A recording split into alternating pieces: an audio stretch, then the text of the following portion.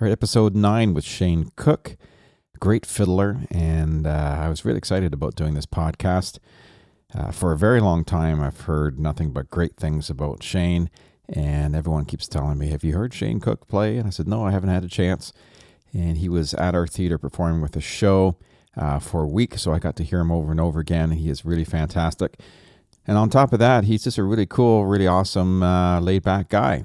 And I think we became friends, and we had this great podcast. So I hope you enjoy. Here it goes.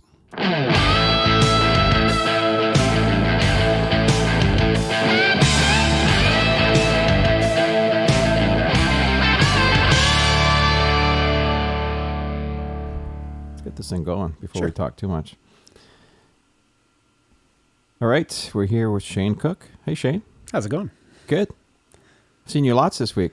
I've seen you like twice in my life, and I've seen you like 5 days in a row. So this is pretty cool. Shane's playing at the Walters Theater this week with a show called the Great Canadian Fiddle Show, and doing a fantastic job. So it's been pretty cool hearing you play all week. I've certainly enjoyed it. Sounds awesome. I think I know I know 3 Shanes.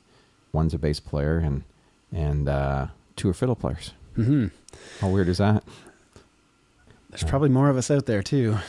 Yeah, it's not a common name, is it, Shane? It's like Darren. They're out there, but there's not a lot of them. Less so these days. Yeah. So let's go back to how you started off. I know your family has a long history of playing the fiddle and being musicians, and your dad plays, right? Yeah, he's a fiddler too. Yeah. An old-time fiddler. Yeah. And so how far does it go back? Well, his mom came from a family of 11, and there were 10 of them that played some type of acoustic instrument. So several of them played fiddle and guitar and accordion and piano. And then their mother was a piano teacher. And then on my dad's father's side, he had, his dad had 2 brothers that played the fiddle. So there's another branch that goes back on that side too. And so did your mom play? She played piano until my brother and I started playing on stage. And I think the thought of us luring her up there was enough for her to close the lid on the piano. Yeah. That sometimes happens, but it probably shouldn't. But it's too bad, because it would be great to play with her. But when we were growing up, I mean, I would hear her from time to time when she thought no one was listening. I would hear some tinkles from the piano upstairs, but generally she didn't play much. And Ontario based for most of the family, or is it? Yeah, totally. Yeah. I think on both sides, goes way back. Pretty much all in the Stratford area, though. Yeah. Yeah. So you started playing fiddle at what age? I was 7. 7. Yeah, I grew up around my dad.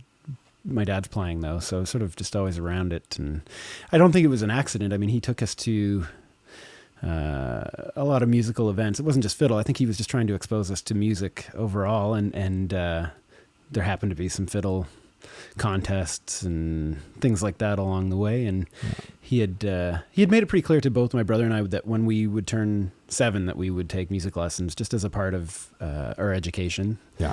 And I guess having heard the fiddle so much, that was just the easy choice.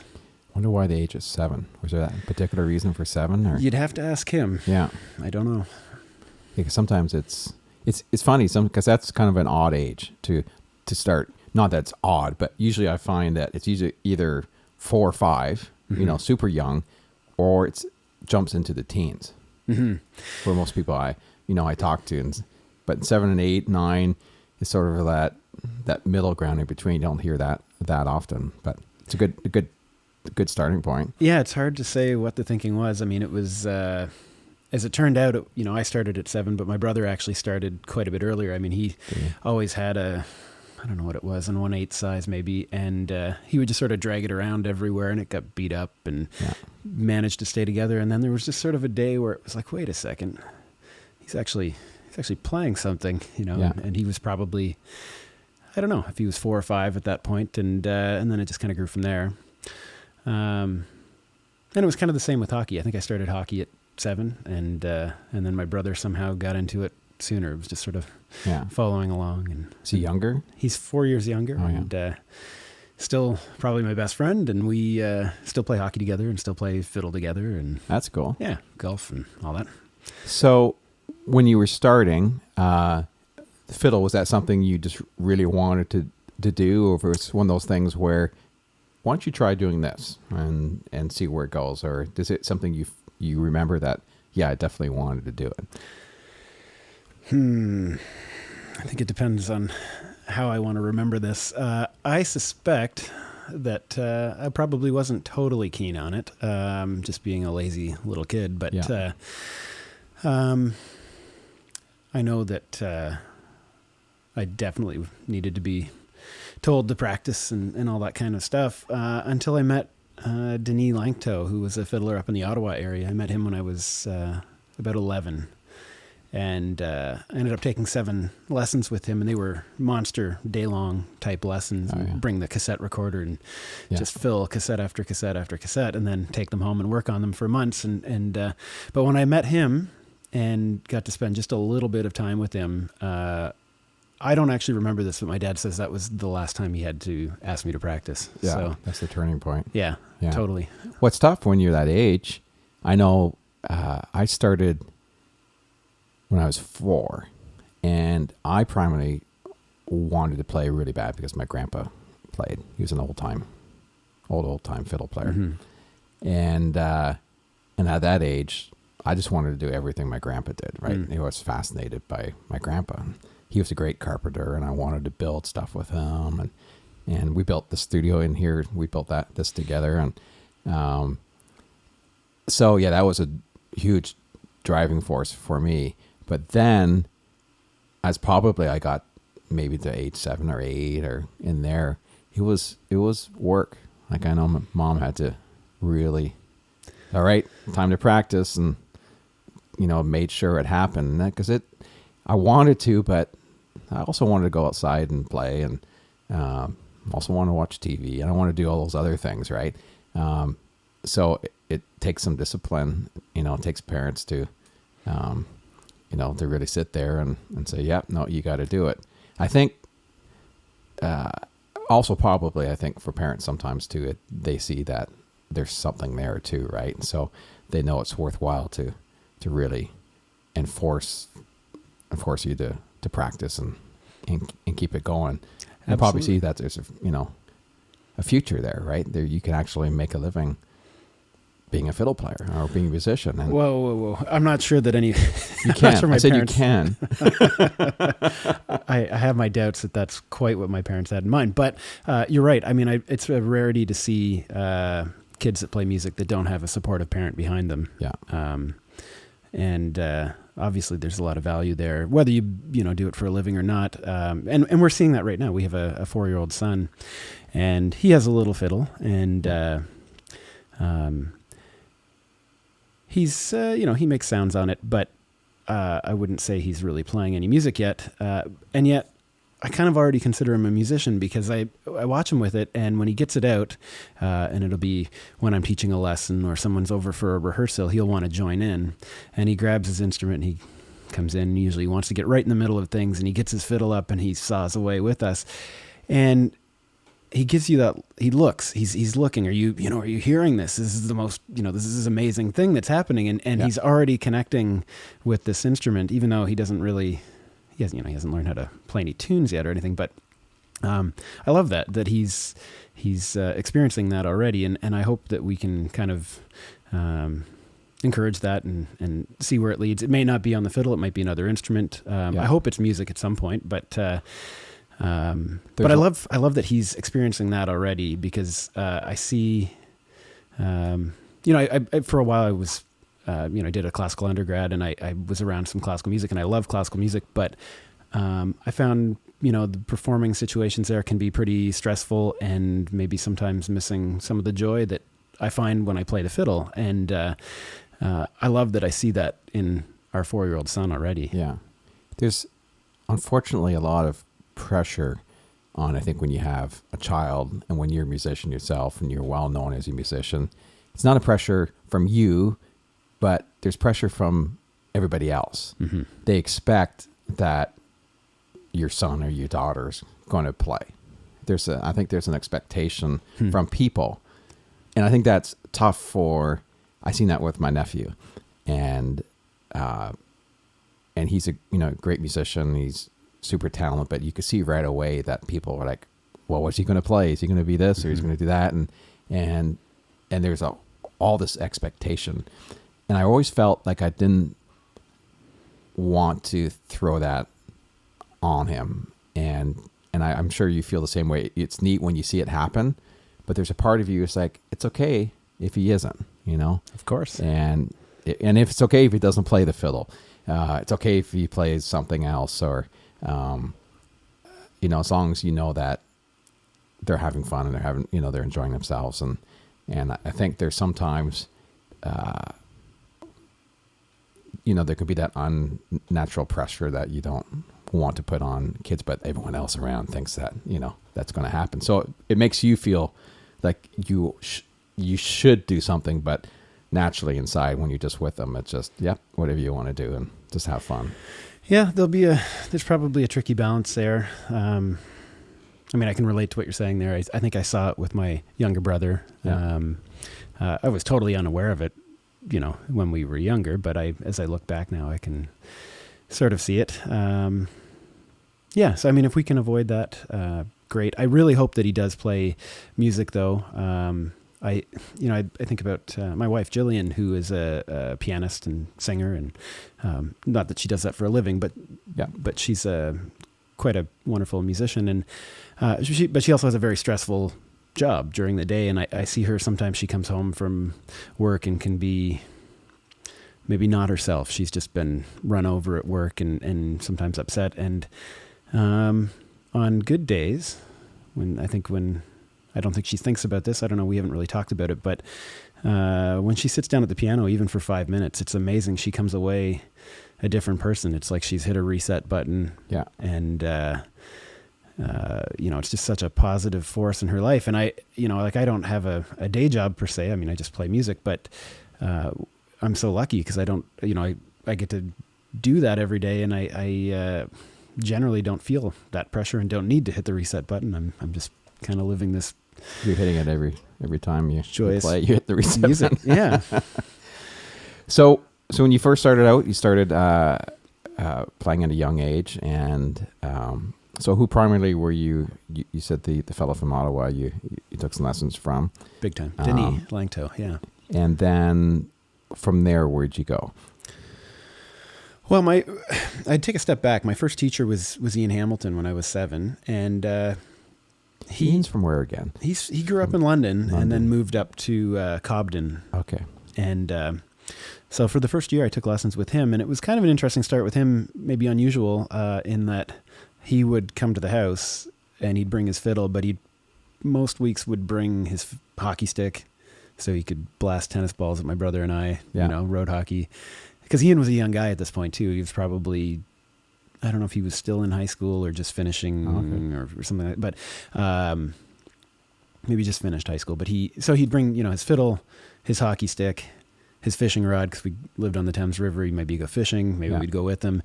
And he was definitely done high school, because he'd often have a case of beer and a 22 rifle.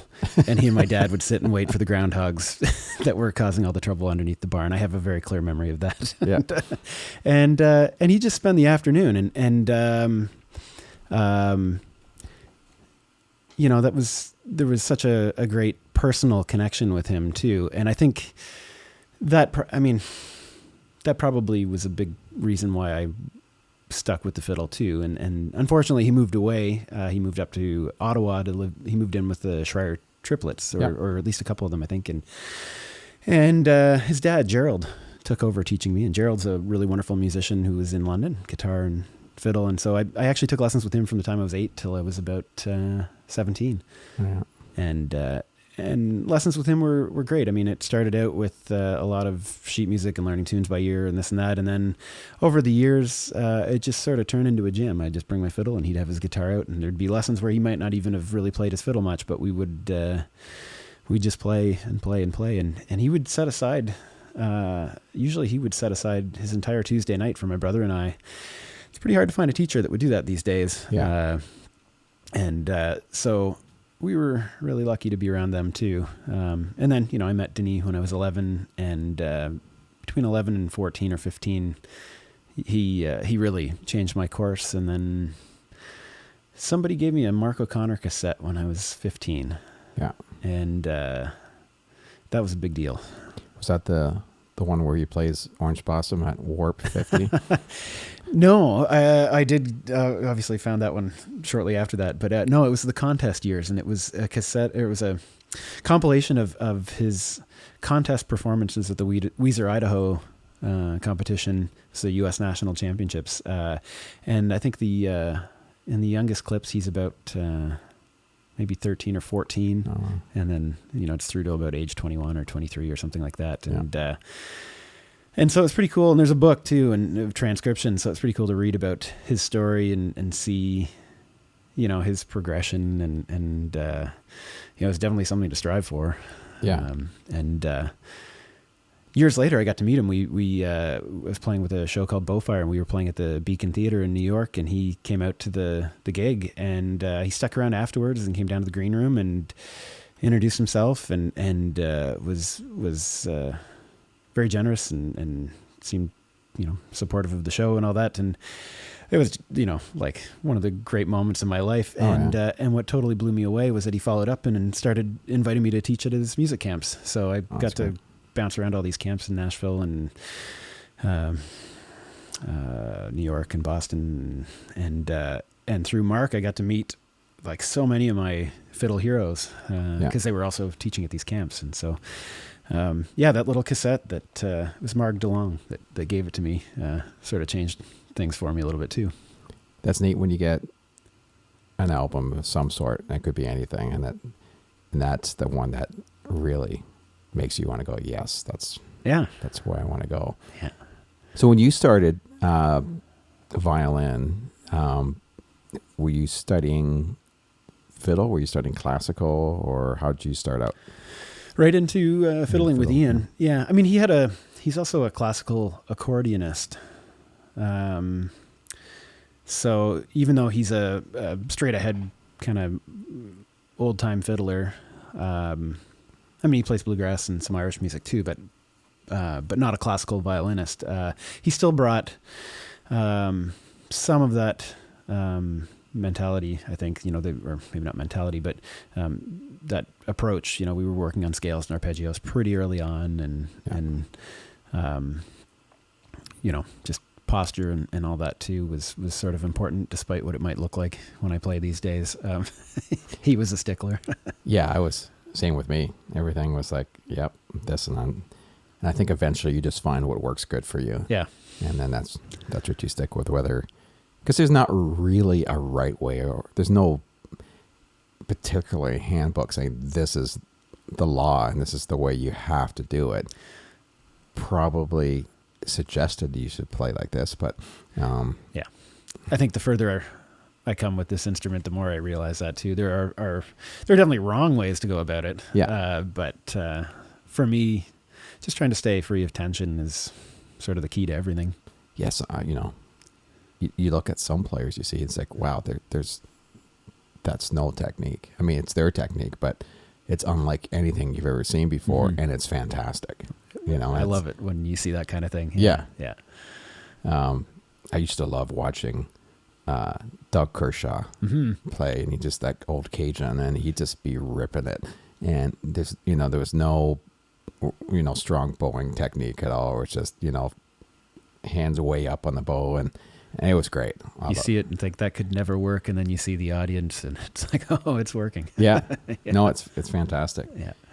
So, how long was it until you started getting into the contest world? Pretty much right away. I think within a year of starting, there was the fiddle contest in Stratford, and was that the first one you went into? Stratford was the first one, yeah. Yeah. Do you remember that one? I do, yeah. I definitely do, pretty clearly. It wasn't the first fiddle contest I went to, though. I remember we went to a fiddle contest in Darien Lake, New York, and oddly, I don't actually remember Kenny Baker. He was there, but I do remember some of the contest, and I do remember the jams in the kind of campground afterwards. And as it turns out, Randy Howard was there, and not that he had a big influence on me then, but I met him years later, and he did turn out to be a big influence. But yeah, we went to that, and I remember going to the Blythe fiddle contest too, and there was a young guy there that I had played with all day. We were probably playing with trucks or whatever. I don't know what we were doing. I was probably about 6. And then he had to leave and go get his fiddle and go play in the fiddle contest. And I remember watching it and thinking, wait a second, I'd like to do that, And, so Stratford was the first fiddle contest. And then I think we went to Pembroke that first summer too. And I'm sure there were some others too. Yeah. As you're talking, I'm trying to remember if I can think of what my first contest was. I think it was in Tilsonburg had a fiddle contest. I think it was part of the fair or something like that. Didn't know about that. And I remember because I had my picture taken. It was in the paper because I think near the end they had everyone come up and play it all together. And I was the picture of me.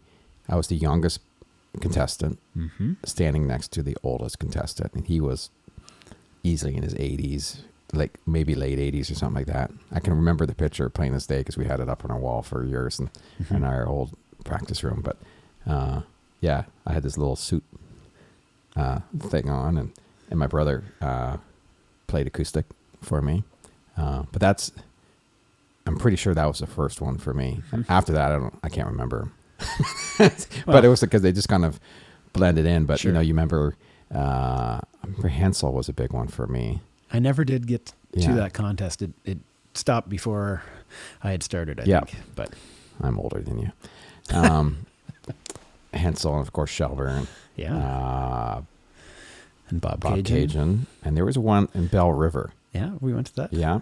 Didn't they have a singing contest down there too? Yeah. Yes, half singing, and then the other half was fiddle. Yeah. And then Drayton was another one. Yeah, I did Drayton. I'm trying to remember what else. We didn't go too far away.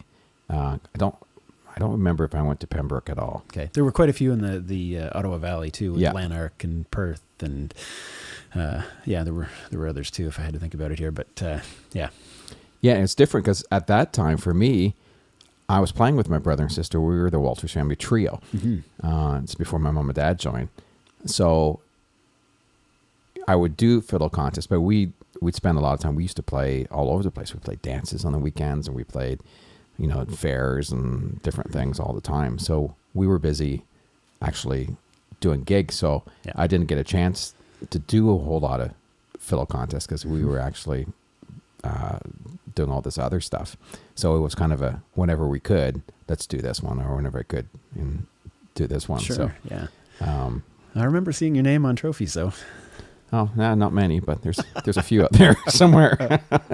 And it was neat for me. I mean, look, I was pretty well the same. I was in the class with the Schreier triplets and Danelle Leahy. It was like the few of us in there, and that was a tough. That was when I was under 12. I didn't go into contests after I hit the age of 12, and but that was tough competition. Absolutely, and they were smoking. I mean, look at them now, but yeah, they were really good. Danelle was. It was kind of it was either one of us that would take it at one point. Less often it was me, but it was more often it was Danelle or one of the Shire kids, and the odd time I'd slip through. Sure. But yeah, it was a neat time. Was it you that was telling you the story how I got out of the contest? No, not at all. I don't know about this.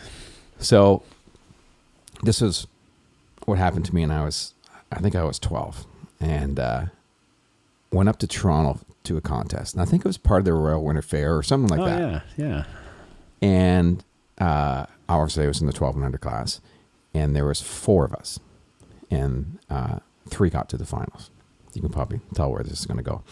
So, I did my usual tunes, and everything went fine, and waltz, jig, and a reel, and away you go. And it was great. No problems.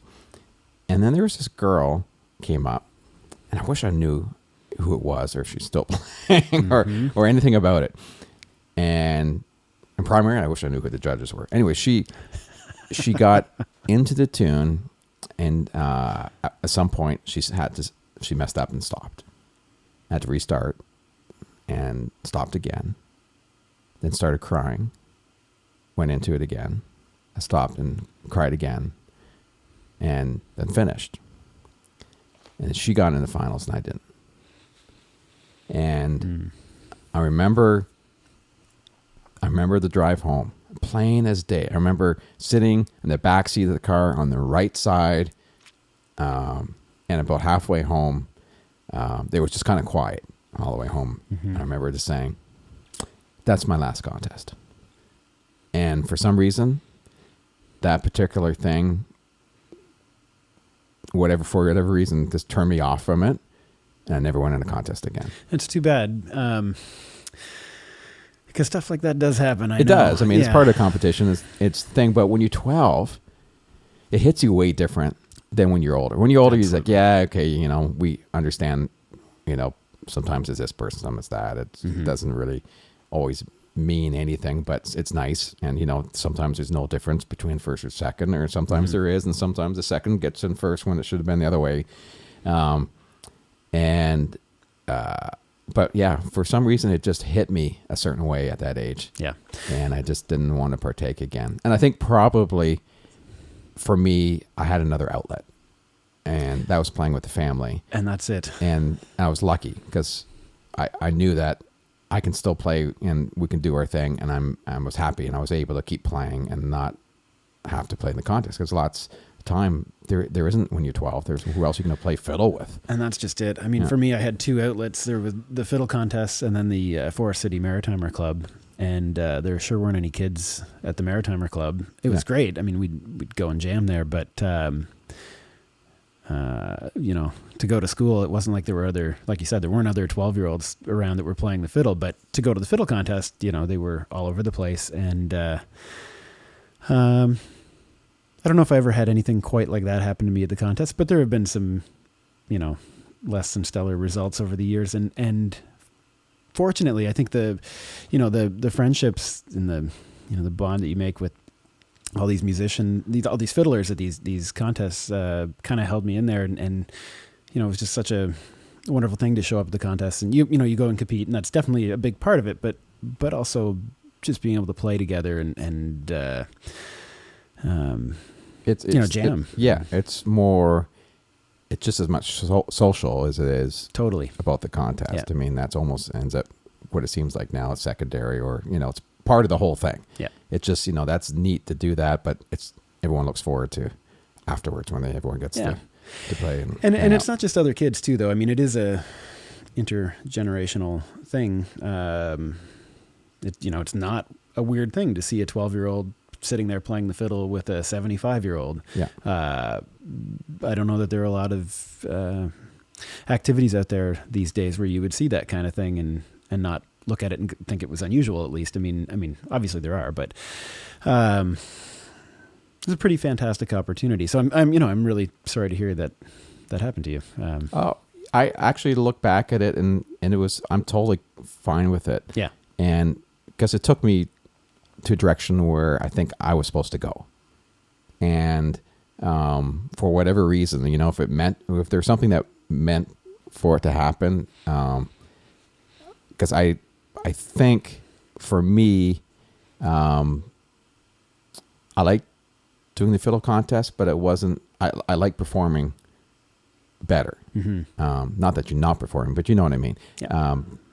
I enjoyed that aspect, and I enjoyed kind of being a backup fiddle player and sure. and doing the solos and all that stuff. I like the freer form of that.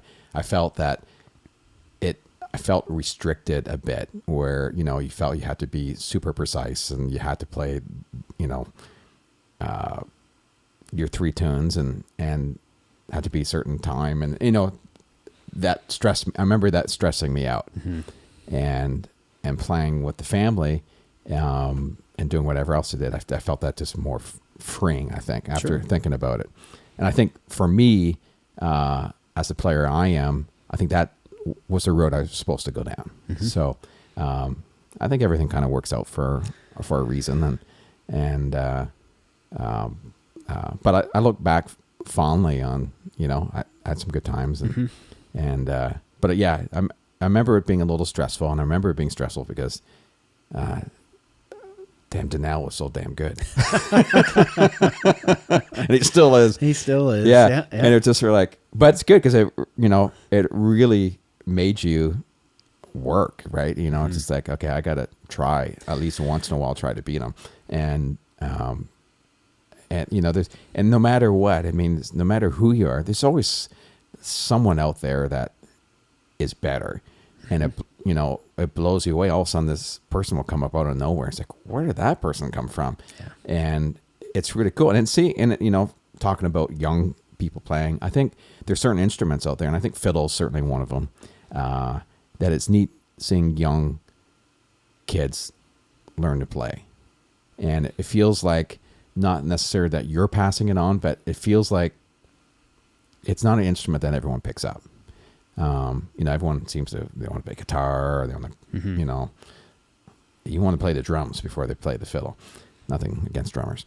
But it's neat to see. I'm always excited to see a young person pick up the fiddle and play. And it's almost like the steel guitar, right? How many young steel guitar players are there out there? They're like, I don't know any. I don't either. Yeah, it's even worse than harder than the fiddle.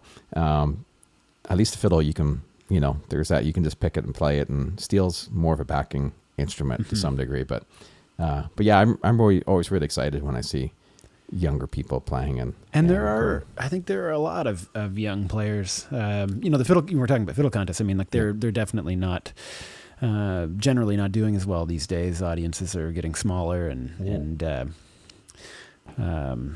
people are getting older, but you look at the younger classes and the competitors are there. I mean, there's some really fantastic young fiddlers in our province, and they may not have the contests as an outlet so much these days, but hopefully there'll be other places for them to play, and it'll continue on. Yeah, and at least they're still there. I mean, they're I think the good ones always keep going, and same thing. I mean, nowadays there's so many. You take a look in the summer, what's going on a weekend. Back in the day when there was nothing else going on. There was the fiddle contest was the big deal, or you didn't have near the competition. And I'm sure for kids, very distracting. For me, anyways, and I'm sure for you when we were growing up, there wasn't that much extra to do. I mean, you want to go outside and play because that's what you want to do, play hockey or whatever. But you didn't have the internet. No. You didn't have all this streaming possibilities. You didn't have Facebook. You didn't have all these distractions. But the cool thing is, you do have YouTube and Google, and if you're interested in fiddle players, you can go Google stuff and you can find stuff that you would never see when we were younger. So that's kind of a cool outlet there. I mean, there's positives to it, but plenty. Yeah. I mean, young players today, I mean, it blows me away how much better they get so quickly. And not just at playing fiddle tunes, but just overall as musicians being exposed to so much. And it seems like most young fiddlers these days are not just learning how to play a tune, but they're learning about harmony and chords and probably playing another instrument or two as well. And I think, as far as I can tell, that might be a little bit different than what most fiddlers were doing when I was competing. Yeah, it seemed almost everyone that I can remember just played the fiddle. Yeah, and so what a wonderful thing that they're not just fiddlers but more like all round musicians. Yeah, really diverse, and they can really fit into a lot of different scenarios. And there's a lot of cool live shows out there. There's, like you mentioned, the Bowfire, and there wasn't any of those type of shows years ago. I mean, there's way more fiddle based shows out there than there's ever been. There's a bunch out there, and that's pretty cool. Yeah, I think there are, although I kind of wonder if I think maybe things come in waves, and do you think we might be in a bit of a trough right now? Or Could be. I come at things sometimes from, like, I look at the Celtic wave that would have happened in the 90s, and that's certainly gone past us now, I think. And like, I play a lot of Irish and Scottish music, spend a lot of time out in the East Coast, and I mean, obviously you get out there and it's very popular, but, I toured with the show Bowfire for 15 years, and, over the years you could go, we'd play a lot of soft seat theaters, and you look at the size of the groups that would come through, and they just every year were getting smaller and smaller, and yeah, it feels like things have changed. Yeah, and it does go through cycles, right? Yeah. I just look at our theater here, for an example. I think it goes in 12, 15 to 20 year cycles. I take a look at what we booked in our theater 10, 15 years ago, and I can't go with that same thing anymore, where it was a bit more traditional, it was more country, it was more the older country. Now it's all about the more older and more nostalgic rock and roll stuff. And 12 years ago, if I put some of the shows we have in here now in the theater, it would have been horrible. Nobody would have came. I mean, I'm sure we would have got somebody, but it wouldn't have been the big success it is now. So now I got to put all that other stuff kind of back in the back burner. So now I'll just bring one or two country shows, and they'll do well, but I can't afford to have 3 or 4, because one will do well and the others will suffer, because there's just enough people to go that want to go see the 1 or 2. But yeah, I think that also has a cycle, and fiddle shows and the Celtic stuff that was such a big, huge thing for a while. And I think probably because fiddle is really a diverse instrument, but with any instrumental type instrument, I think you can only take it for so long, if that makes sense, right? For in a show. You know what I mean? I totally know what you mean. Unfortunately. Yeah, because you can only go so many places, because unless it's a lyric, there's a lot of singers in the show or something to break it up. 90 minutes of fiddle music is a long time, even for a fiddler. I mean, it gets a lot of this stuff ends up sounding the same. And then that's just the way it is. It's no different if you wanted to do, I don't want to put fiddle and polka music in the same category, but for some people, it's the same time. I love having Walter Ostanek here, and he's fantastic, and it's great. But after a while, unless you're really a diehard, it gets a lot the same. Yeah. And I think, for some of these shows, and some of them that I saw, that I think they were riding the wave a bit and didn't go deep enough with the shows, or think that what else can I do to supplement these shows to keep them going? Do I need to add more singing in the show now, or maybe do I need to add more instrumental stuff from other instruments? But yeah, does that make sense? Oh, totally does. Yeah. And I definitely relate to that. I am a fiddler, but yet I have my limits too. And it may be, when I look at what it is that I play, and maybe that even shows up in what it is that I'm doing, because people ask what's your favorite tune, or what's your favorite type of fiddling, and I usually don't have an answer. And it's,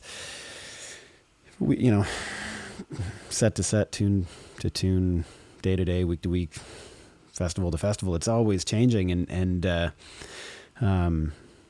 kind of nice that there is all that, like, it is such a versatile instrument. Every culture on the planet has some type of string tradition. Yeah. And it's, pretty fantastic to be able to explore all those. And so, not all of those, but, to keep exploring that. So, it might be bluegrass for 10 minutes. I imagine if my wife listens, when she's listening to me play downstairs, she must just think, well, she knows I'm pretty scatterbrained, but I mean, I can only imagine what she's hearing. It's 5 minutes of bluegrass, and all of a sudden I'm off into an Irish tune, and then it's a swing tune, and then it's some type of Scandinavian tune, and then maybe something from Quebec, and she's worried about me. I don't even know. He's going mental. It's like happening mid-phrase too. But that's cool. I mean, that's neat because you got to keep the brain working, right? If it's the same thing over and over again, then and maybe that's why fiddle contests are failing a bit, because it really is the same thing, right? Is it? I haven't been to one for a while, so I'm just talking from what I remember. Right. Is it still? I think there's been a shift. Is there? Yeah. I think there's a lot more open-mindedness now. When I think about old-time fiddling here in Ontario, in my mind, it's always been. I hear it, to me, it's a Celtic music. I mean, it has its roots in, Irish and Scottish fiddling. There's definitely an American influence on some of it. Depending who you hear, there can be, country elements and that. But when you think about, the dance that goes with most of the music, a lot of it, the dance has its roots in Ireland and Scotland too. And obviously there are other things that are coming in, but these days, it's not frowned upon to play something that's in an Irishy style or in a slightly bluegrassy style or swingy or something like that. Is it still waltz, jig, and reel? Still well, not necessarily. Some of them now have included a tune of choice. The Grand Masters fiddle competition, which often takes place in Ottawa, but is moving around most years. It will. I think these days they ask for 4 contrasting tunes, and it can be anything. And that's good. Yeah, it's great. So it makes for a pretty entertaining show too. Yeah. So I think there's room there to grow. The tough part is that there's probably some pushback from some of the people that have been around that scene for years and years too. But that's not old time fiddling. I'm sure there's people saying that, but I don't know. It's a living tradition, and it has to grow. If it's not evolving and growing, it's just going to die. So yeah. Just ask, is still piano fiddle or guitar fiddle based at the contest? Yeah. Most of them are piano fiddle. The Grandmasters, again, you can bring any 2 instruments you want up. So usually it's piano and guitar, but sometimes it'll just be fiddle guitar. I have seen basses up there before. Yeah. It would be neat to change that up. It'd be neat if you could. I look at the Weezer Idaho contest. I used to go down to that to compete at it, and they don't even put a limit on how many accompanies you can bring up on stage. I think it's as long as you can drag it up there, you're good. And so they bring a mic, sort of an omni mic down in the center, and everybody just stands around one mic. Some of them even with backs to the audience, because they get so many people up on stage around this fiddler, and you'll see. There might be 2 guitar players, a tenor guitar, a mandolin, and a bass, whacking away, and the fiddler trying to play loud enough to be heard. And it's great because it's, there's an energy in that. And everybody really has to listen, and you can tell so often, it's not overly rehearsed, and they're sort of, they really do have to listen to one another and play together. And, it is an exciting thing. Yeah. There's definitely room at the Ontario contest to make things interesting, and I think the contests are doing what they can. I think there's some really great ideas at the contest in Tavistock. I really like what they're up to, and I love what the Grand Masters did there, for years there was a contest in my hometown in Dorchester, and they had a fun category called the grassroots category, where you would go up and pick tunes out of a hat, and that's cool. Just old tunes, and I'd fail on that one. Well, we're like, what's that tune? Yeah. Oh yeah. There's a lot of that. I don't think I've ever heard that one before. But it was exciting too. So just trying to maybe break the mold a little bit isn't such a bad idea. Yeah. Do they Is there the trick filling still a part of it? It's not. No. I miss that. I remember. Do you remember? Was Slim Gaynor coming to the contest when you were around? I remember the name, but I don't remember seeing. He had the last couple times I saw him, or maybe the last time I saw him play. He brought. He had like taped firecrackers, like a variety of things, like taped them to his instrument and his bow, and they were like going off mid-performance. And that's awesome. Yeah, so they don't do that class anymore. Became a fire hazard. Oh, not at all. No. It's great. Type fireworks to a wooden instrument. Yeah. What about? Do you have any form of group fiddle classes? Maybe like 3-4 fiddlers. Yeah, so together? they have the duet class, and you've had to do it for a long time. But anything more than that? Yeah. Not really, although I was up at the Pembroke contest this year. I was judging up there, so I had this nice front row seat to it all, and there was a whole crew that came in from Saskatchewan and Manitoba, and they weren't really. I mean, they were familiar with fiddle contests, but maybe not so much the formality, of the Ontario contest. And it was so fresh and interesting. They came in, they played in the duet class, and at times they played in unison, but at other times they were doing. It was like they were at times they were doing harmony stuff, but other times totally different stuff where it was almost like counter melodies to one another and just really fun musical things and it was really nice to see that, and I hope that kind of catches on, because for the past 25 years it seems like everything has had to be like perfectly in unison, in harmony. That doesn't make sense, but in harmony together, and don't ever verge more than a third or fourth apart kind of thing, so you think it would be neat to have a trio category. I mean, there used to be one at the Dartmouth fiddle contest out in Nova Scotia. I do remember that, because it'd be really easy. I mean, obviously even this week hearing 3-part fiddle is like hearing 3 fiddles. Anytime I hear that, that's like one of my favorite things. It can be really wonderful. Yeah. 2's great. 3's better, as far as I'm concerned. Definitely. As far as doing harmony stuff. Yeah. That would be neat to see that. So do you remember, what was the first contest you won? I don't remember. No. Yeah. Second? Third? What was the first one you remember? I know it's hard to go back. You're young. I mean, it's. I don't know that I really ever. It seems strange, but I don't think I really cared that much back then. I mean, it was fun to go up and play, but I just remember the first time I won. I know it happened at some point, but I couldn't say.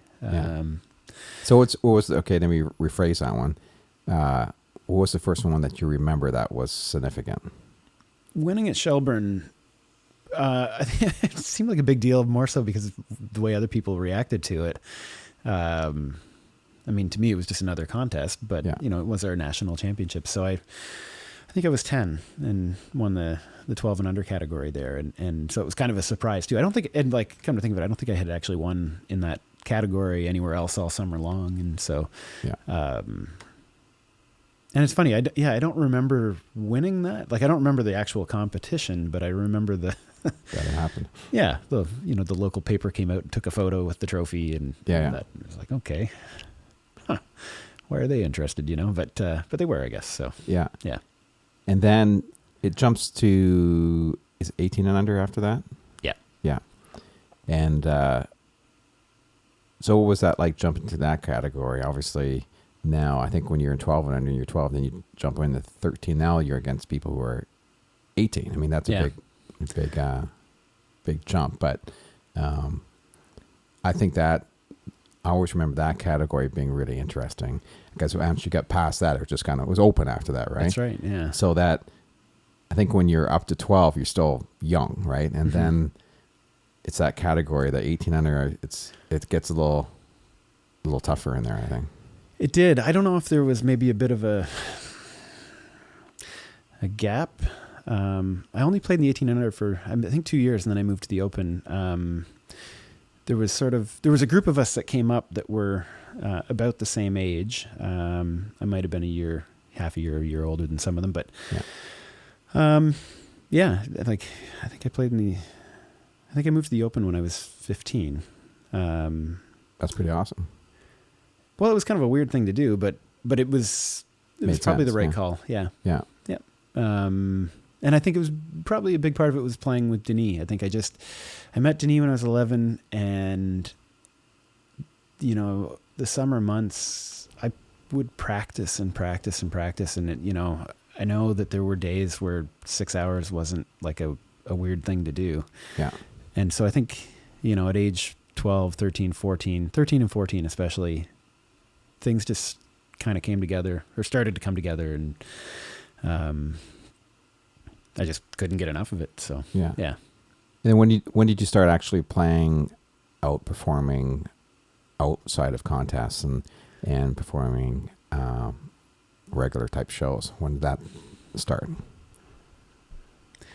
Well, I think it always was sort of happening. You know, I mentioned the Forest City Maritimer Club. I mean, it wasn't unusual to go and play in these jams, and, you know, you stand up in front of a microphone and play with people there. And in my mind, that wasn't really any different than playing it. Like, to me, that was playing a show, because I didn't have a band that I was playing with or a family member that was accompanying me. So it was like, it just felt like every time I played, I was playing with somebody new, and or maybe not every time, but often. And so that just kind of was the way it was. And you know, there were fall fairs and stuff like that that would happen. And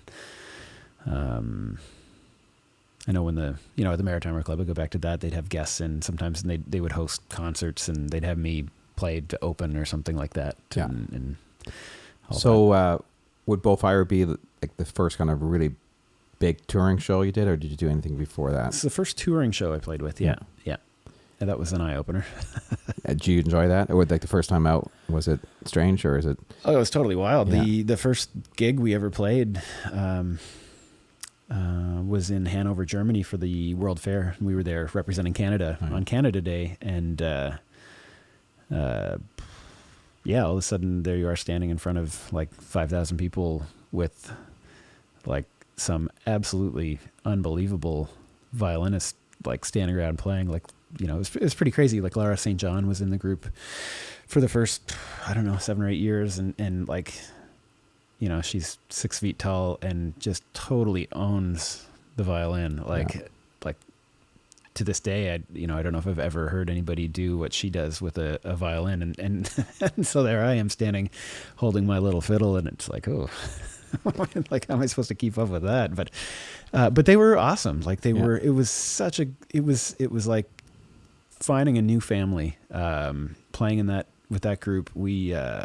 Everybody was so receptive to what everyone else brought. I mean, to give some context, everyone came from a different background. So the idea was, the concept of the show is that you would bring all of these different types of fiddling across Canada together onto one stage, and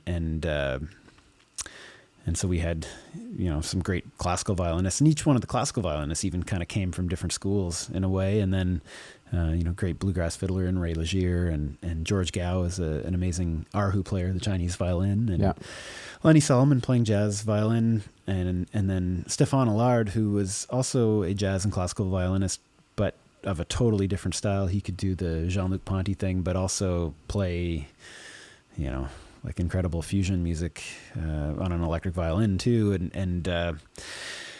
and Daniel Lapp from he played with Spirit of the West and all kinds of great stuff, and John Polatsky eventually joined the group, who's here coming to the theater here next summer with Step Crew. I mean, that's his group, and so anyway, I mean, and there were more too. But what was great was just everybody had their own voice that was unique, and everybody else was interested in learning about that. And pretty much everybody improvised a little bit, at least a little bit in the group. So there was always, spontaneous things happening in the show. Even if we played a tour where the music was exactly the same night after night, no show was ever even close to the same. Like it was pretty wild how that's fun, how much things could change night to night.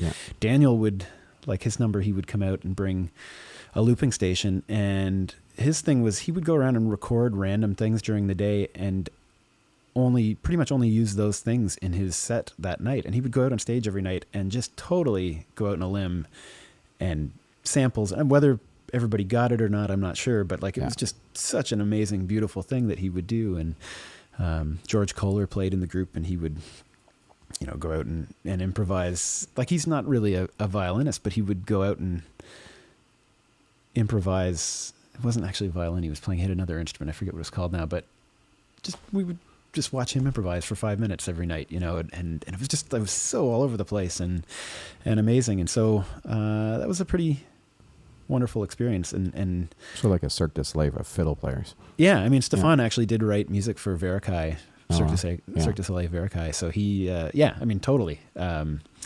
Great arrangers, great composers, improvisers, and players, and you know, the rhythm section was killer too. We had the whole time, it was always Bernie Sinensky on piano and Bill Bridges on guitar, a few bass players that came through, Mark Rogers and Lou Melee. So what was your part in the show? So this is always so difficult because, you know, as a fiddler from Ontario, I feel like it's hard to pin down what Ontario fiddling can be sometimes. It definitely is something. Yeah. I feel like you recognize it as soon as you hear it, but it's hard to explain what it is sometimes. And that was kind of what I was bringing. So there was definitely sort of an Irishy element to some of what I would play, definitely bringing, you know, jigs and reels kind of stuff. But also, you know, I do a lot of American fiddling, so bringing some swing and kind of like, Texas swing and maybe a bit of bluegrassy kind of stuff too. Yeah. And I don't know. I always felt like it was so easy to pin everybody else, not pin them down, but, you know, at least give them a label or something. And I don't know what I would call me, but yeah, because Ontario fiddling's kind of like that, right? Or East Coast, you can definitely tell you from East. It's almost like hearing someone's accent. Totally, yeah. Ontario's just kind of, it's hard to place it. Yeah. But you know when you're in the East and you know when you're in the West, but Ontario, just maybe because we live here and it's just so common, it's harder to pick out what the difference is. But it's there. Like it's there. It's just not as distinct or something as some of the other areas are. And again, maybe that's just because we're just so entrenched in what we do that anything different sounds different, right? Yeah. It's, you know, it's funny. Like I look at the Ottawa Valley. You can have a fiddler that lives in one house and plays mostly jigs and reels, Irish, Scottish kind of stuff, influenced at least, and maybe a bit of an influence from Quebec, and you kind of hear all that in their playing. And then the fiddler that lives next door plays foxtrots and two-steps and polkas, and I'm sure they have lots of tunes in common, and yet, you know, the music they're playing is like meant for two totally different types of dancing. You know, you've got one that's played mostly for square and step dancing, and the other more so couples dancing, and that always kind of amazes me that there's sort of these two branches that exist here, and it flies under the radar because we don't have at least in recent times, there hasn't been a TV show or something like that that's really showcasing the fiddling that's here. And it's kind of too bad because there are so many fiddlers. Like, I don't think people realize how many of us there are out there. We're everywhere. Yeah. You know? Hiding in the trenches. Yeah. So do you judge a lot of contests now, or is it just kind of here and there? I wouldn't say a lot. It comes up from time to time. Yeah. But, do you enjoy that? I do. I love it. Yeah. It's a front row seat, and so often they give you a set of headphones so you can really hear what's going on, and it's just a great way to hear what's happening with fiddling. Yeah. So what's being judged? Is it typically the same from contest to contest as far as in your judging card of and what are the primary kind of categories you're looking at? I think it varies. Mm-hmm. And I think even though it might not always be talked about, the weight of those categories may change too. But so often, when you look at the scorecards, they almost always say time and tone, and often there'll be something there'll be a word danceability on there too, right. I'm missing something here. Intonation, I guess, maybe as well. And but I think, I mentioned the Grandmasters before. What they've tried to do is include all of the styles of fiddling that happen in Canada. And obviously there's a big difference between the way somebody plays in Cape Breton versus the way somebody plays in Quebec or the Ottawa Valley or Southern Ontario or the Manitoba or, wherever. And, all these different things happening. And so what they've tried to do is make sure that everyone is included. And so they're not so sticky about whether it's meeting the old time criteria that you might see at the old Shelburne contest or something like that. Yeah. Yeah, it's interesting because I've judged a few things before. I don't think I've judged a fiddle contest before, but a few singing band type contests. And it's interesting because I always find with scoring systems, it's difficult because the person next to you may have a very small margin that they deal with. And the person on the other side of you may have a very wide, margin of scoring, and not always does it make sense at the end. There could be and I think sometimes that's why some people get ahead of other people, just because the little different techniques in how someone scores compared to the next person.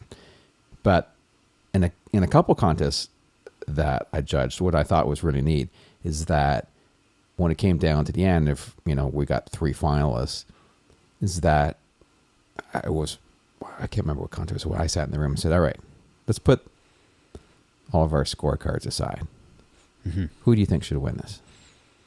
Without thinking about what the score actually was. Yeah. And we talked it out, and it was like, we all ended up agreeing this person should win, without looking to see really what we scored the person. I mean, in theory, maybe there was another person scoring wise that maybe won. And maybe because there was, like you said, maybe there was an intonation mark that took that one person over, but then this other person, there's just something about them that was really great, right? Without giving any secrets, has that ever happened? No. Does that happen ever at all? Or maybe not quite like that. No, not for me yet, at least. But I think the fiddle contests have kind of worked out the issue of one judge scoring with a larger spread or smaller spread, and accidentally, or maybe not accidentally, but seeing one judge take over, in that their scores way more than the rest of the scores from the other judges. So what they've started doing is using a ranking system where each judge really just comes up with an order of first through whatever. Okay. And then at the end of everything, you just total up all the first place votes and the second and third and fourth, and whatever competitor has the lowest score wins, and whoever has the second lowest score gets second. And it's a way of it's a way of making sure that each of the judges carries equal weight. And so I like that, and it's great. And most of the contests, not all of them, but most of them that I've judged at, the judges will still talk about things and make sure that the results that they're seeing are what they were hoping they would be, or something similar to what so there'll be a conversation about what has come of it all. And I've never, I've been lucky. I've never really had too much trouble. I made a bit of a stink once where there was a mistake made and somebody didn't make the finals and should have, all the judges had this person in, and there was a tabulating error, but it had been announced. So I guess the contest wanted to save face and didn't want to say something. And it was like, well, that's not right. And so I haven't been asked back to judge there since, but that person got to play in the finals. So, in fact, oddly enough, they ended up winning. But well, that's good for you. But but I mean, you want to get it right. But, I tried I mean, it's a fiddle contest. You try not to take anything too seriously, but yeah, you do want to get it right. So, I've never, I hear all these stories, and I maybe experienced a bit of it as a competitor, but all these stories about some, weird results from judges. And in my experience, when I've actually judged fiddle contests, I've been paired up with good, honest people and who seem to have similar outlooks to music, and we've usually been on the same page. So, How many judges usually are judging? Is it the Canadian contest is almost always 3. 3? Yeah. Weezer had the years that I was going out there, they had 5. Yeah. And they would throw out the high and the low mark. Oh yeah. So it seemed like that makes sense. A reasonably fair way to do it. I think they still have their issues too, but yeah. Yeah. So I want to move on to a couple things. Instrument wise, how picky are you in your instrument and your bow? And I always have this conversation because Donnie Reed and I've always asked, for a while there, I was in search for, what's the best bow to use. And the other thing, strings is always a big thing when I was talking strings, but going to the bow, I had a really, really nice bow at one point, and it's worth, a few $1,000s, several $1,000s. Yeah. And we were setting up at a show once, and my dad had put the ladder over my case to climb up and adjust some lighting, stage lighting, and he had slipped through and right through the bow, snapped in half, and I was done. And since then, I've just bought $100 bows. That's all I've ever played, because I just didn't feel like I needed to go that. And the one reason that really made me stick with it is that's what Donnie Reed does. He just plays crappy, cheap bows. And I also go through hair like crazy. So it's just cheaper for me to buy another bow than get it rehaired. You're not alone there. Yeah. I remember when Ashley McIsaac used to come into Heinel's in Toronto, and he'd just buy a bin of bows, the $35 Glazer or Glasser bows. Yeah. And just throw them out when you're done. And, I don't know. I don't know what to say. I've gone through different phases. I have I think, way too big of a bow collection now. There's a lot of really nice bows in that collection, and they're not always the ones that I want to play. I think my tastes have changed over the years. I have carbon fiber bows that are not valuable. They're fine. I frequently play on them. I've got a bow that I bought in China on a tour over there.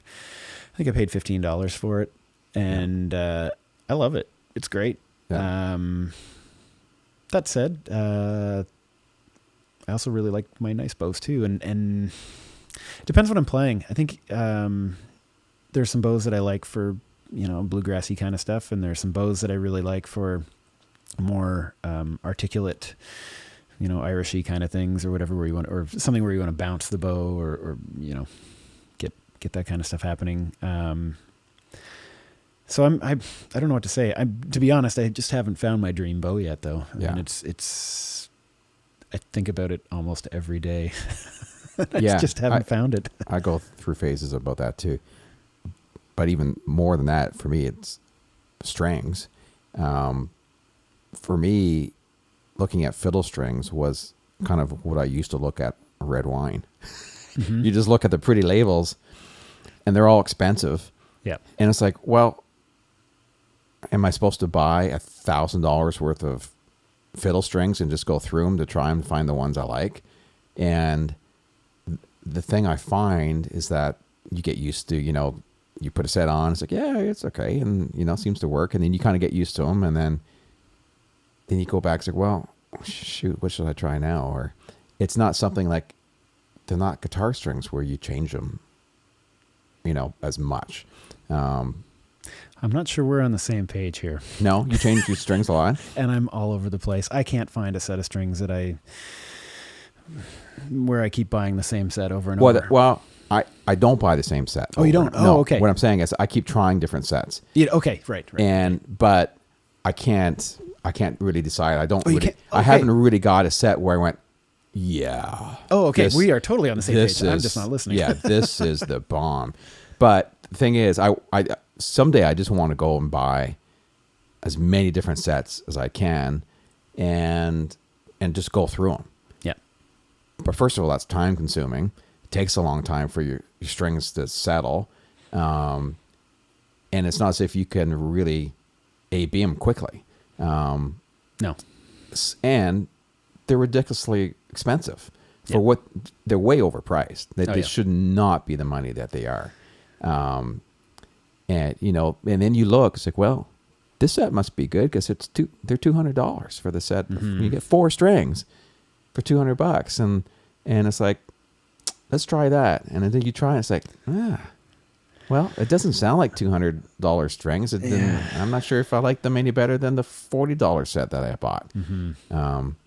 And then for a while, I can't remember. I went on a couple of fiddle forums and kind of searched, what strings do people using. Well, that's useless because everyone has an opinion on. Sure. It's like asking people, should you have a Mac or a PC? Well, that's just a battle, right? And since everyone has their opinion, and I know certain strings are good for certain things, and other Sure. strings are. But yeah, I'm in a constant battle knowing. So what are you using? I don't even remember now. Oh, you don't. I have to take a look. That's great. I probably saw them in the lineup. I'd be like, yeah, that's because they always have these weird names too. Yeah. I mean, I can never pronounce half of them. I mean, it's like, I'll Yeah. get those. The green package. The green and white package. The Yeah. green in the corner and the white and the rest. Yeah, I like those. Yeah. Yeah. I do remember some of them, but Yeah. I don't remember what I'm using now. I went down. I think I was trying some D'Addario strings, and they seemed to. I just kind of got tired of spending a stupid amount of money on fiddle strings and not being really impressed that they were worth that much more than other strings I've tried. So I did grow up playing the same strings all the time. I grew up playing chrome core because that was what Graham Townsend played, and it just seemed like it was like what everybody used at the contests, and or not everybody, but most. And then at some point, I realized, the Bowfire days. So, oh wait, there's more out there though. yeah. And did that ever get expensive? Yeah, you're right. And I think it really depends on the instrument. And this is it. So every year I seem to be on a different instrument. I can't find my. I haven't settled on an instrument yet either. Yeah. I'm getting older. I'm gonna have to find one soon. Did you go through an electric fiddle phase at all? I've had I could I've show had you a my couple. museum. I've got a museum somewhere. Actually, I've had 3. But I wouldn't call. I didn't ever use them on stage or anything like that, though. No. Back in the day, I think trying to remember when it was. Barkus Berry was the first 5-string I got. I remember ordering it from, is it Manny's in New York? Yeah. And it came, and I remember I was pretty young, just in my early teens, I think. We were playing a dance that night. And sure enough, it came. It's a red Barkus Berry fiddle 5-string. It looked fantastic. This is the one I'm taking.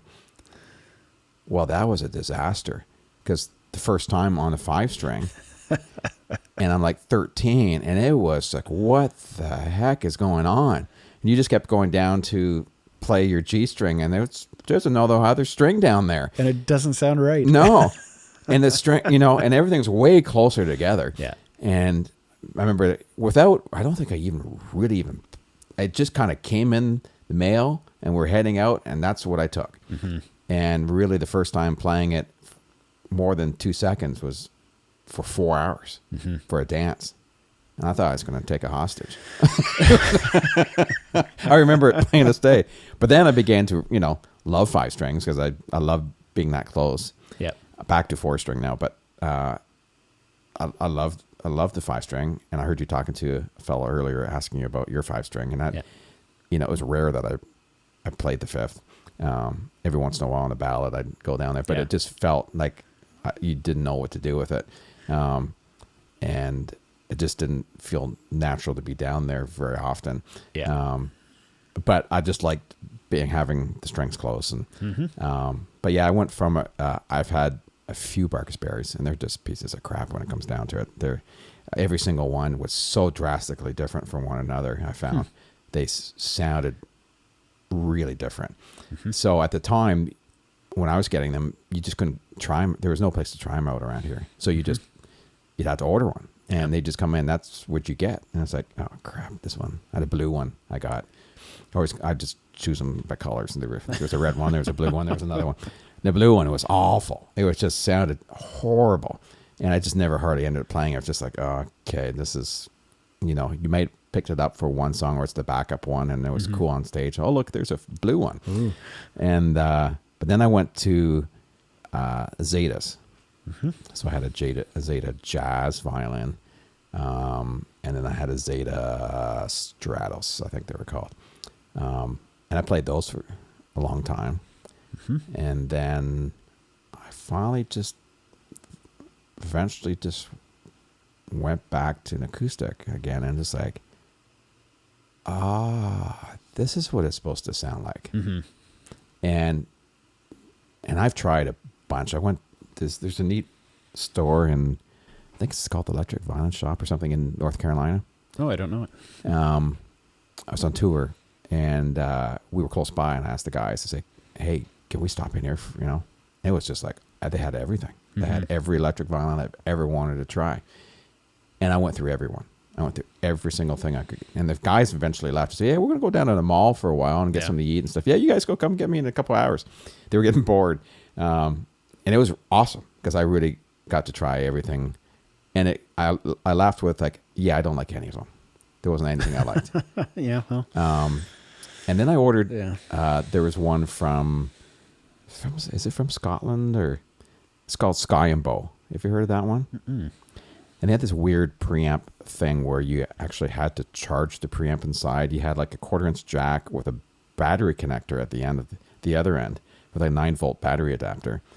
So you plug this in for a while. It's like you're charging the thing up, and away it'd go. But then there was no indicator at all when that thing would be done. And so you could be playing, you could be in the middle of a song, and all of a sudden it just kind of fades away. And that's it. It's like you had to get jumper cables to start the darn thing up again. So that didn't last long.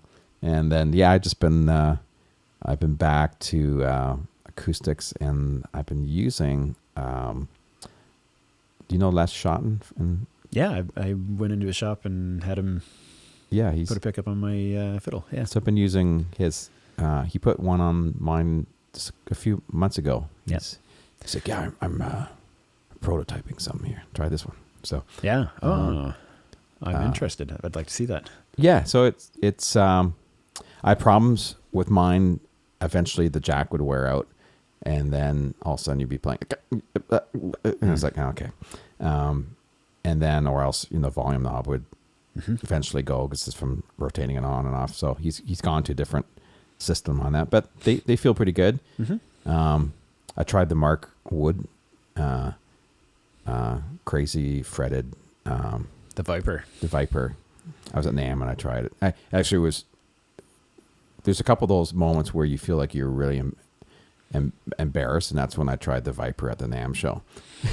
It's just like they basically strapped this thing on, and he's there, he's been playing this thing forever, and they had a couple other people there demonstrating, and I was like, hey, yeah, I'm a fiddle player from Canada. Oh, great, blah blah blah blah blah. I said, hey, you got to try this out. Good. And it was almost like trying my 5-string when I was 12 for the first time, because it was like, oh, okay, I feel like I can't play anything. It was so foreign at first. Well, it sits way out in front of you too, right? Yeah, there was nothing natural about it at all.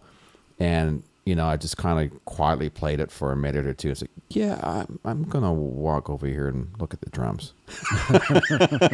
It was just one of those things, like all of a sudden it's like, now I can't play. And it just felt like you were starting all over again. And so I didn't really get that instrument. It didn't really interest me a whole lot. Seemed like it would be fun if you had a lot of time to kind of hook up a bunch of pedals and be able to play some guitar solos on it. But it's like, well, that's what you have a guitar player for. Yeah. And why do you want to do that on the fiddle? Why don't you just play the fiddle? Well, but they're neat. I thought, it's a really cool instrument, a really neat concept. It looked great on stage with the Trans-Siberian Orchestra there. Yeah. We went to see them and play at the ACC years ago, and it was like, oh, that's pretty cool. Like, it looks good there, but in my world that I run in, maybe not so much. Yeah. But anyways, long story short, back to I got a good friend of mine. The fiddle that I play now, a friend of mine, Mr. Don Crow from Barrie, used to book all the entertainment at the Barrie Fair, and I did a bunch of work for him for years, and his whole family I know, and his daughters I'm really good friends with. And so one day I was heading up to do a show at Casino Rama, and he said, drop in for a second. I have a fiddle that I want you to try. And I hope I'm getting it. It's his dad's or his grandpa's fiddle. And used to play in the Toronto Symphony back in like early 1900s. Back. So it's been kind of sitting around, and he says, I'm interested to find out what it sounds like. So I said, oh, sure, go, yeah. So, play it. It's like, yeah, it sounds really great. I really, really like it. He goes, it's yours. It's like, what? And yeah, I want to play it. And so it's cool. It's the instrument I really like now, and that's the one I play. And I've had that one. I have an older French violin. But yeah, I once again, I would like to really go on a hunt for the fiddle for me, but it's very time consuming and very expensive, and it can be. And I like recording equipment way too much. Yeah, I spend my money on that. I can see that. And but it's neat when you find a bow or certain set of strings or particular fiddle that just feels right for you. It makes all the difference in the world. It's been an interesting year for me. About a year ago, I was playing a gig with Ian Bell and in the Alison Lupton band, and Ian showed up at a rehearsal with, how did this work now? Oh, he had a lot of music. That's what it was. Like old books. He knew that I had been looking for a couple of these like really old Scottish books, and it turned out he had come across these, and he already had them, and he thought, oh, I'll send them on to Shane. So we're talking about it, and he says, explain the story. It was a fellow Grenville Hall up in the Huntsville area passed away, and you didn't know Grenville by chance, did you? No. And I got looking through the music, and there were all these Xerox copies of music, and I was like, oh, this is crazy. Like, I have so many of these handwritten things, like photocopies, like exactly these copies. So we clearly had some mutual friends, even though he was like 60 years older than me or whatever. And so he passed away, and his family gave all of his books. He's kind of like an amateur repairman too, and so all his tools and his violins away, and they wanted them to go to people that would play them, like your friend there. And so anyway, Ian said he heard me talking about a student who was in need of a violin, and so he said, oh, I think I've got something for you here. So he brought two fiddles to the next gig, and I picked one out and brought it back to the house, and Andrew Collins happened to be staying at our house that night, and Andrew was very polite. He was like, I don't want to upset you or insult you, but that fiddle sounds better than your fiddle. Really? I don't know about that, and he left, and I put another set of strings on it, and it was almost unplayable. It was in such bad shape, but I had to admit, it's like way better than mine. Yeah. And so been playing on that for the past year, and it's pretty amazing to come across that. But then this about 2 weeks ago, Fred Gayford showed up at maybe a little more than 2 weeks, but he showed up at a gig and gave me he brought his new 5-string carbon fiber fiddle, and he's been building these for years, and I've been trying to offer suggestions. He had actually never heard of a 5-string fiddle before. I was like, you might have there's room here. Like, you might be able to go somewhere with this. So he brought it by, and he's still, there's a couple little things for him to tweak here still, but he's onto something. So I'm torn because they're so different. Like, the carbon fiber fiddle sounds so open and resonant and fat sounding, and I love it for certain things, but when it comes to playing jigs and reels, I still feel like I sometimes want to go back to that, acoustic fiddle that cuts and has that bite that, I'm just haven't quite found yet in the carbon fiber. So I'm kind of debating. I don't know what to do. And then I've got a new bow this week as well. My dad, he's not going to like me saying this, but he bought this bow years ago and he sat on it about 10 years ago. Yeah. Broke into 3 pieces and he just had it put back together, thinking probably it will never be playable again, but he put it back together. It feels like nothing ever happened to it. It's hard to believe. And, that's good. So it's like getting together with an old friend again. I totally forgot how much I love this bow. Yeah. And, so it's kind of been fun playing this week and trying, old stuff that I used to do with that bow and bounce it around and all that. It's like, oh yeah, this is so familiar. It's interesting because there's still, with all the technology there is out there, there's lots of pickups and lots of different ways to amplify a fiddle. There still isn't anything that's really great yet. To amplify. Yeah. There's no one thing that works for everything. Still can't say that, this is the one that's better than all the rest. I mean, they're all good. Yeah. And there's a lot of good ones, and there's one's a little better at this and one's a little better at that. But I hadn't found, and for me, it's important because most of my playing is with a band. And I know you do that a lot too. But very rarely I don't have a cord plugged into my fiddle, unless I'm in the studio. And it's still a hunt to try to find that, I like the DPA mic you're using, but then there's parts of it that's not great either. It's tough playing with drums. It's not probably totally meant for that. No, when you're in a large situation where you've got a bigger PA and you've got a lot more players around you, if it was you and a piano or guitar or something on its own, like when you were playing this morning, it was like, yeah, that sounds good there. Which is usually what I do. Like that's my thing, where I'm usually just with guitar and bass or maybe piano, but not full electric band, Yeah. That's where it felt. And the other thing is, like, what do you use for an amp and all that stuff? Because I used to cart, big amps, usually steel guitar amps, because you get the bigger bottom, thicker sound. And so I don't carry any of that stuff anymore. I just I have a Line 6 guitar pedal board, plug into that, make my EQ settings, have a couple of a delay and a reverb available, and plug her in, and away I go. And so I don't, I guess I run in different circles. I don't own a pedal board. I don't have an amp.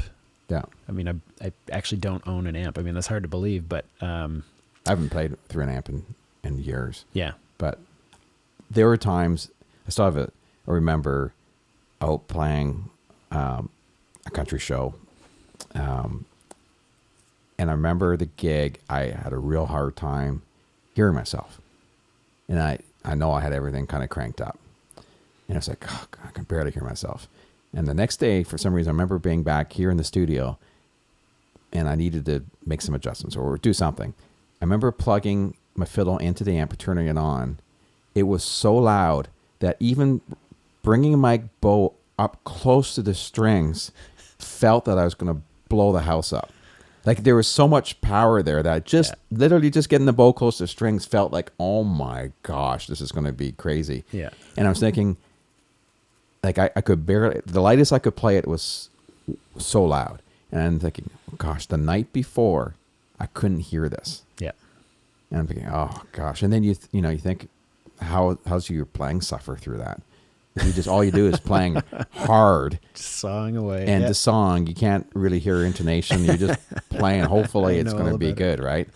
So, thank goodness I haven't done that for a while. But playing with the family, we keep our stage volume pretty quiet, and it's really nice because everyone just has a nice little pocket they play in, and I get a nice sound through a monitor, and luckily there's 4 of us up front, and so I like being able to go in stereo if I'm putting a reverb on. So it's great. So I just put the stereo, keep my mixes left, and then on either side of me, there's a monitor, so I'll put the right side in either. So no matter where I walk on either side, I'm in the stereo image because there's another speaker over there carrying the other side. So it works good. But I fell in love with the doing the in-ear thing when we were touring with Bowfire and a little bit with Step Crew too. I played with them for a few years and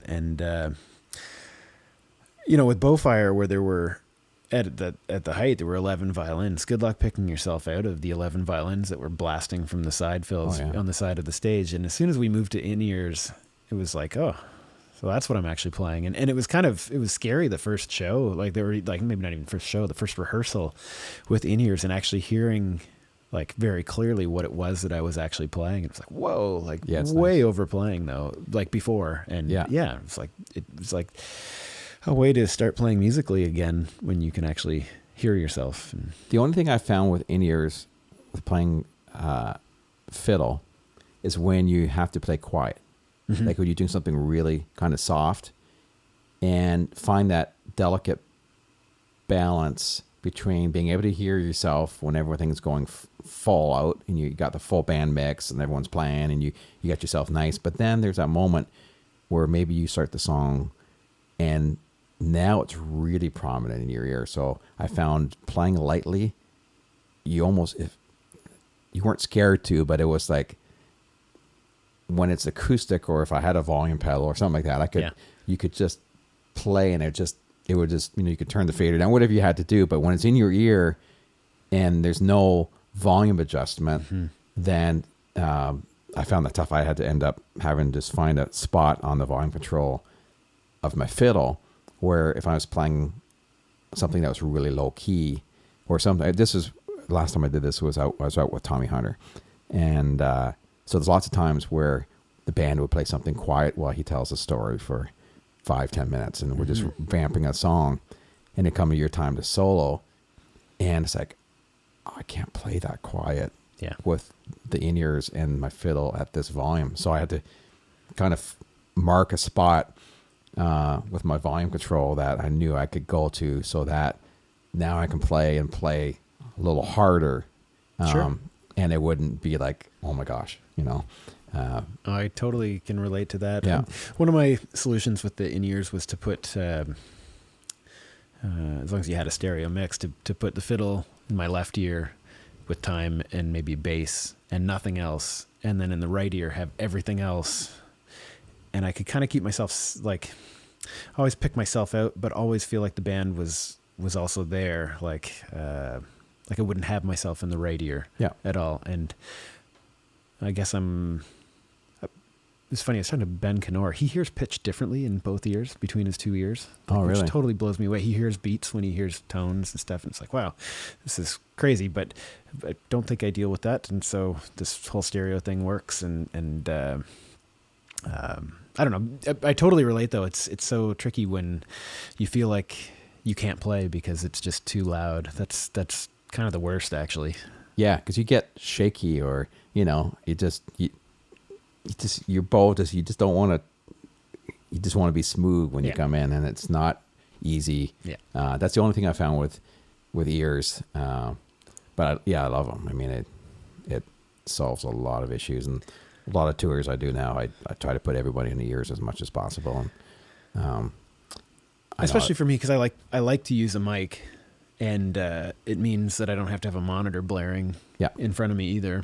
I don't know. If I can get away from a pickup, I try to. I mean, I have a lot of pickups. I have, despite I only brought it. I've been playing here all week, and I didn't even bring one of them with me. But gone through, the bags and the Shatton, and I like them. They're fine. And the AKG C411, and I've got some other ones that you stick on, and I still, if I can, I want that mic. Yeah, and I like it too.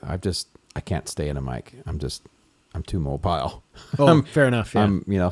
I'm a guy who likes to be around the stage a lot or moving or whatever. So, it's nice, but I could never stay there. I start pacing. Yeah. I mean, I like the clip-on mic. I'm going to do a tour with Claire Lynch here in a week or two. And, I think for that tour, it'll be a mic on a stand and just moving in and out. But it's such her arrangements are so dynamic, and back to what you're saying about playing quietly, like there's just no way I can play quiet enough with a clip-on mic or a pickup. Like it's like I need to be able to back away from the mic and still play. I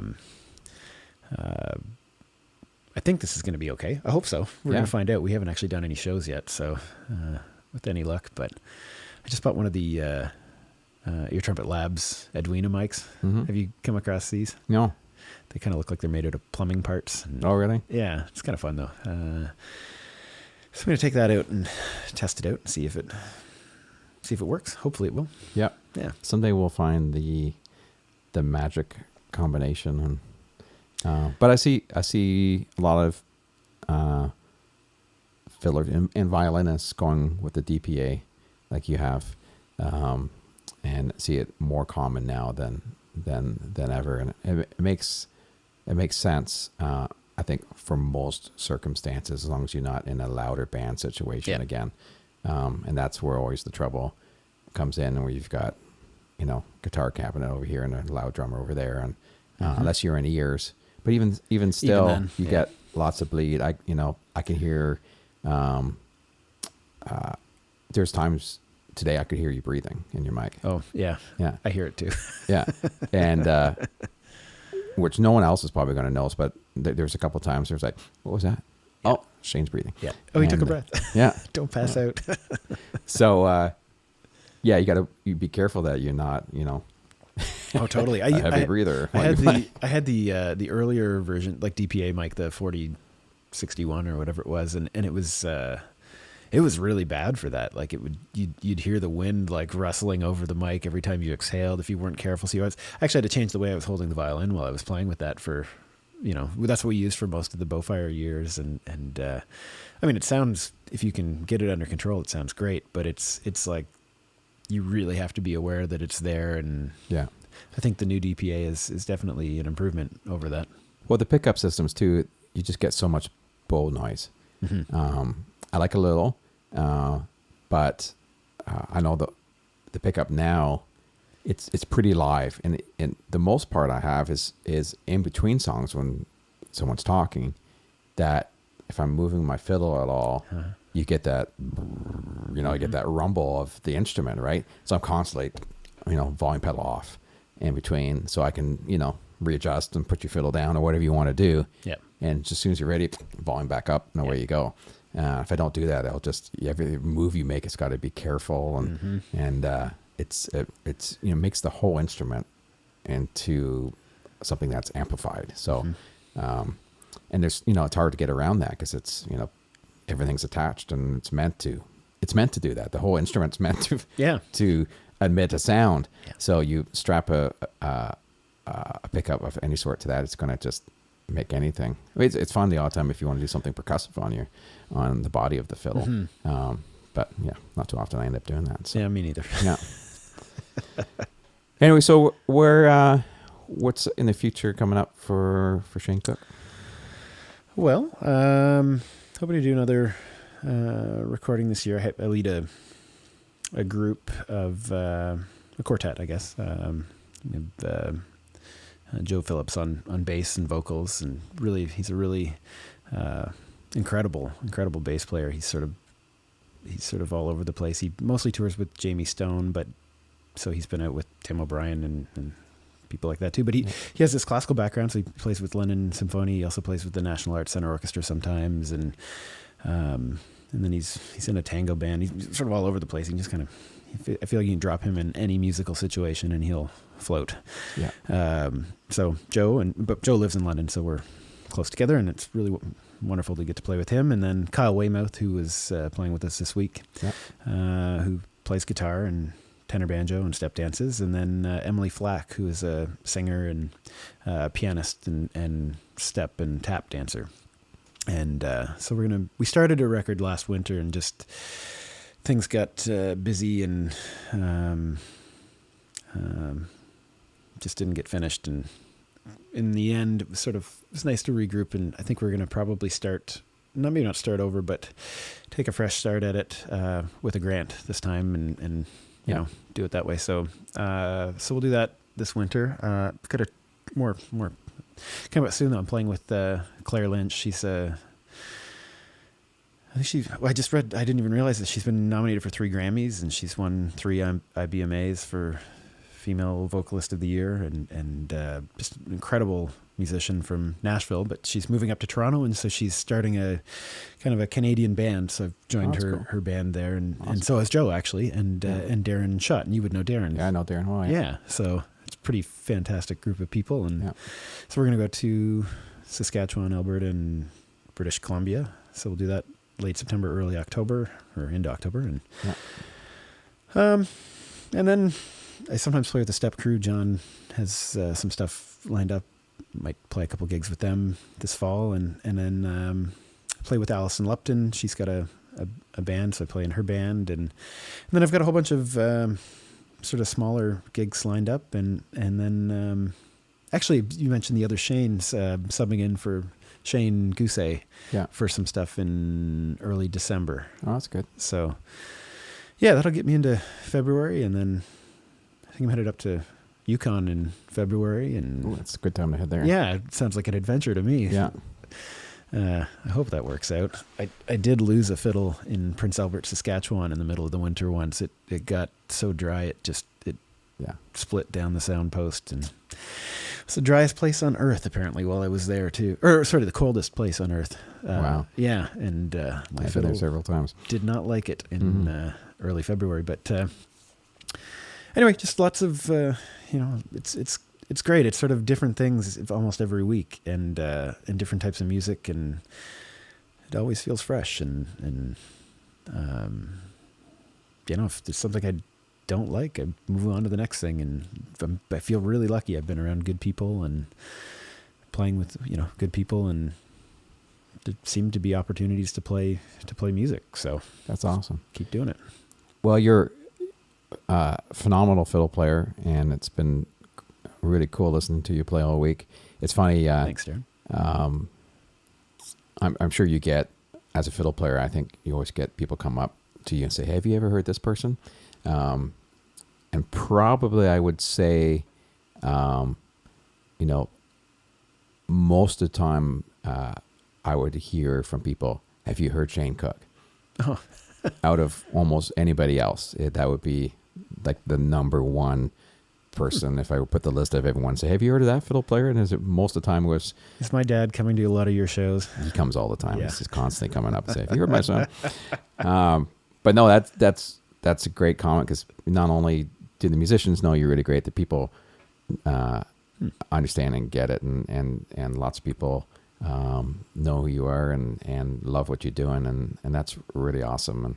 And congratulations on your success so far. And there's a lot of years left for us yet. I hope so. Yeah. Thank you. And it's it's been fun. And I know it's funny because as I mentioned, I'm not out meeting a lot of fiddle players very often, and so it's nice to hang out. This week's been fun, and I'm sitting off to the side mixing the show, and my foot's tapping constantly, and it's been a lot of fun. So, but it's nice having you at the podcast and chatting about fiddle stuff. So it's really awesome. It's good to talk shop, and it has been great to have you mixing the show. You definitely know your stuff. Like, it has felt very good on stage. And thanks. So, thank you. I remember I once was doing, I'm trying to remember what East Coast band it was. I was out east doing sound for a convention. It was for I think it was for like a fair convention, for getting dates at other venues and stuff. Mm-hmm. And gosh, I could remember what band it was. And they came in, they were playing Barkasberry fiddles. Mm-hmm. And I just had one for a long time. I knew exactly how it needed to be EQ'd. And so they came up and they started explaining everything about the fiddle and how it should be EQ'd, and they didn't know who I was, and I know that I played fiddle or anything. I said, yeah, I think I got it pretty well dialed in already. Let's see how it sounds. And they plugged it in, and he literally played 3 or 4 seconds, and he just stopped, and he looked out and goes, that's the best fiddle sound I've ever had. How'd you do that? and I said, well, I'm a fiddle player. And he goes, really? And I said, I have a Bark Spear. I know kind of know where to dial it in. Yeah. And they were blown away. And I met them again like a year later at another gig, and you're the sound guy that knows how to play. It's just knowing the instrument, and that's all it is. And most, sound guys don't know what to do with a fiddle or a steel guitar or any instrument like that. It's a treat when you find someone who does. So yeah, it's fun. It's challenging because it's not an easy instrument. Unfortunately, it almost always needs work. Mm-hmm. Like you throw it in the PA system, and not very often where you can just turn it up and you're ready to go. It always needs top end taken off, and because the PA is not really tuned for a fiddle, it's tuned for a vocal. Mm-hmm. You always end up start carving EQ like crazy. But if you hopefully know where to carve and what to do, and the problem is when you get a sound guy doesn't know what to do with it and just turns it up and doesn't fix it, and that's we've all been through. That's brutal. It's so hard to play when it's sharp and ripping your face off. Sure. And, but it's fun. I always find it a challenge to try to get that as close as I can and try to get as smooth as I can. And I think it's for any instrument. If it feels good for the player, they're just going to play better. Totally. Absolutely. For any instrument. So I think for any sound guy, that's the goal is to, first of all, make sure that whatever the band members are hearing is really good. Mm-hmm. And then that will just translate out front and it would be fine. So anyways, enough about that stuff.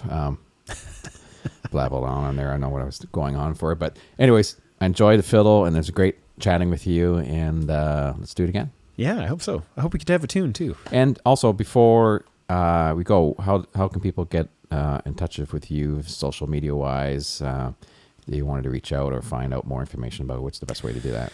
The easiest way, I don't know what the easiest way is, but I do have a website. It's shanecook.com. You can find me on Facebook too. There's an email on my website too. Yeah, that'd be the way. And if you have any good suggestions on strings, just let us know. Yeah. It's going to be 100 emails coming in. And a small check, it's a donation to try them all out. Oh, yeah, please. Yeah, don't forget that. All right. It's been a lot of fun. Make sure you follow In Session with Darren Walters on iTunes. Make sure you hit the like button or leave comments and subscribe and tell your friends. And just keep building the podcast up. And it's been lots of fun with Shane Cook here. And we'll see you next time. Thank you.